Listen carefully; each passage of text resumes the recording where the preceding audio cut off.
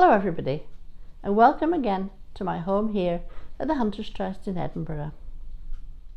It's another glorious day today, but it's bitterly cold outside. But last weekend it was milder and I found another job to add to my list. I do believe that a lawn sets off the plants in the garden very nicely. I'm not precious about it, but if it's looking good, the garden looks good. When I put the garden to bed in the autumn, I do spend a little bit of time on the lawn as well. I keep the lawn raked to keep the leaves off it, and I give it a last cut.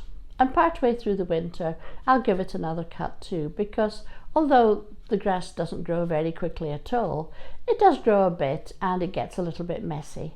And so giving it a cut through the winter just tidies it up.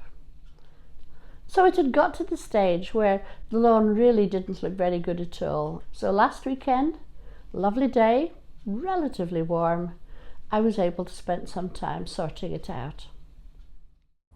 I have to say at this point that cutting the grass is the only part of gardening that I seriously dislike. So a few years ago, I installed a robot lawnmower. We call him Roger. Roger does an excellent job, but there have been one or two incidents or near misses with the garden hose and Tosh's tail.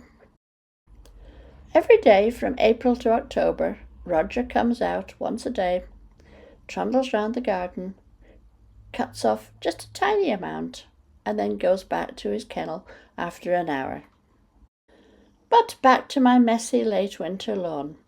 As you can see, bits of twigs that have blown on, few leaves, a few threadbare patches where the birds have been digging for grubs. And of course the grass grows differentially, so some bits are longer than others. Altogether a bit of a mess. So I've added this to the list. I'm using a leaf rake rather than a lawn rake to remove all the debris off the lawn. A lawn rake with metal tines would be much too brutal at this time of year. I'll wait till the lawn's actively growing before I scarify it using the lawn rake. Now that the lawn's clear of debris, I can cut it using an electric lawnmower. Not my favourite job, but I'm only doing it 2 or 3 times a year. None of this took very long at all, but I was truly amazed at what a difference it made. So that's another job ticked off the list. I've pruned the spirea and the hebe, and I've removed a dead tree. I've turned over the ground, added some compost, and now I'm ready to plant my tree. This is Cercis canadensis forest pansy, another of these trees that has wonderful autumn colour. Orange, bronze, red, purple.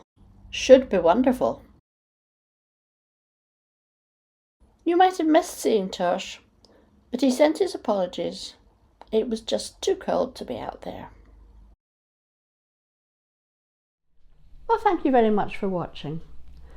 I do hope that seeing the difference it made to this lawn will inspire you to perhaps do something with yours as well. In the meantime, I'll see you in a week or two. Bye-bye.